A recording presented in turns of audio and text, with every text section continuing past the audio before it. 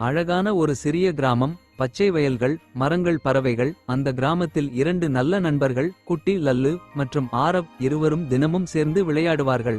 ஓடி விளையாடி சிரித்து மகிழ்ந்தார்கள். ஒரு நாள் லல்லு வீட்டுக்குள் விளையாடிக் கொண்டிருந்தாள். அப்போது அவள் கையில் இருந்த பாத்திரம் தவறி கீழே விழுந்தது.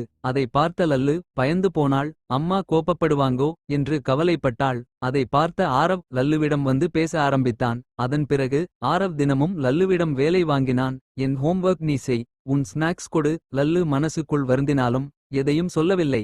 ஒரு நாள் லல்லு அமைதியாக யோசித்தாள். நான் ஏன் பயப்படணும், உண்மையை சொல்லணும். அவள் தன்னுடைய அம்மாவிடம் சென்று, அம்மா, நான் ஒரு தவறு செய்தேன் என்று சொன்னாள். அம்மா சிரித்து, பரவாயில்லை மகளே, தவறு நடந்தா சொல்லணும் என்று கூறி அவளை அன்புடன் அணைத்துக் கொண்டார். அடுத்த நாள் லல்லு பயமில்லாமல் நிமிர்ந்து நின்றாள். அதை பார்த்த ஆரவ் ஆச்சரியப்பட்டான். நான் தவறு செய்தேன், மன்னிச்சிடு என்று ஆரவ் மன்னிப்பு கேட்டான். லல்லு சிரித்து, பரவாயில்லை, இனிமே நாம நல்ல நண்பர்கள் என்றாள். இருவரும் மீண்டும் சேர்ந்து மகிழ்ச்சியாக விளையாடினார்கள். குழந்தைகளே, தவறு செய்தால் மறைக்காதீர்கள். உண்மையை சொன்னால் எல்லாம் சரியாகிவிடும்.